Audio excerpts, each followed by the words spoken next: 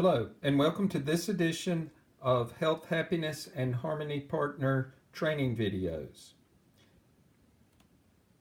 I'm very excited about the video this week. We're going to be looking at our first video that begins to build a bridge between Health, Happiness, and Harmony Partners and the business world.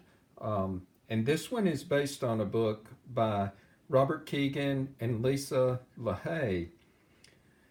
And the title of the book catches you at once: An Everyone Culture, Becoming a Deliberately Developmental Organization. And we're going to be looking at a section that talks about the rise of the new incomes. But before we do, one of the first sentences mentions this phrase, the VUCA world, the VUCA world. And so I thought it would be good to look that up on Wikipedia and talk a little about the VUCA world so that you can understand how it's used in the context of this upcoming sentence. So VUCA stands for volatility, uncertainty, complexity, and ambiguity.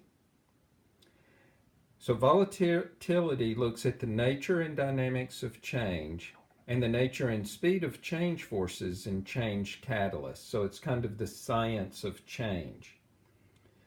Uncertainty is the lack of predictability, the prospect for surprise, sense of awareness and understanding of issues and events. Complexity, the multiplex of forces, the confounding of issues, no clear cause and effect chain, and the confusion that surrounds organization. Then ambiguity, the haziness of reality, the potential for misreads, and the mixed meanings of conditions, cause and effect confusion. And so I think it's very important to understand where this phrase came from. The notion of VUCA was introduced by the U.S. Army War College to describe the more volatile, uncertain, complex, and ambiguous multilateral world which resulted from the end of the Cold War. But if you think about it, it also describes on-the-ground, small unit battle conditions. So that's why it's perfect for the business world of today, or even for families, to understand that we live in a very different world. Since the end of the Cold War, there were a lot of other changes going on that created this as a worldview. So even the military, or especially the military, because they have to learn quickly because lives are on the line, this is what I call it discovering the postmodern worldview, or at least what Vicmont Bowman calls liquid modernity. These people hold out that we really are in a world that must be understood in a different kind of way, in a new way. So, this is where it's used in the sentence. We live in unprecedented times. Alongside the seismic shifts of the VUCA world are equally significant shifts in what people are looking for when they go to work each day. Gone are the days when payoff to the economic man alone were enough. Now, this phrase also caught my eye and is very important and is used in an intentional way. So back to Wikipedia. In economics theory, economic man is the concept portraying humans as consistently rational, narrowly self-interested agents who usually pursue their subjectively defined ends optimally. Generally, economic man attempts to maximize utility as a consumer and profit as a producer. These are the assumptions within all economic theory. And so when they talk about man or a person, they're making these assumptions that this is how people make decisions and operate. I'm not quite sure it's the most accurate assumptions to catch our wholeness. So back to Kegan and LaHaye's book. Now we are seeing pursuit of new incomes, payoffs to the psychological person rather than to economic man. So let's take a look at what they mean by this and what they call incomes.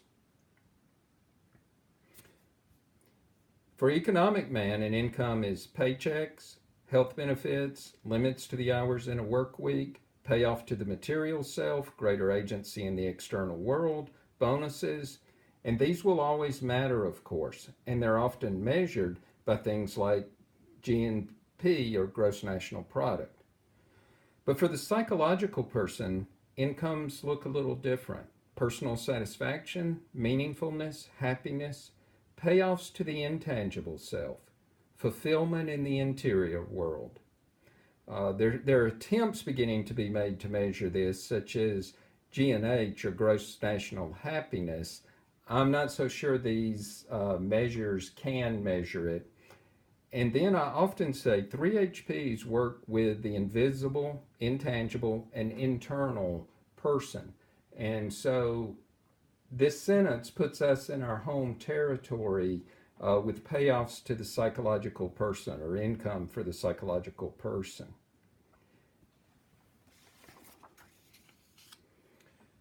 Taken together, I often say these few paragraphs in this book may be the most important I have ever read. And I've read a lot of paragraphs. But the next sentence may be the most important sentence I've ever read. The authors make quite a claim, but I think they can back it up. The rise of the new incomes may represent the biggest shift in the work-reward equation since the emergence of the labor movement of the 19th century. Now, why did they connect this to the labor movement? If you look back at Economic Man, you will see most of the labor movement, unions, labor negotiations, things like that, focus on payoffs to the economic man alone. And so the shift in focus to the psychological person is a tremendous shift indeed. But when you talk about the biggest change since the emergence of the labor movement, this sentence implies that we're in territory that's called the dialectic of history.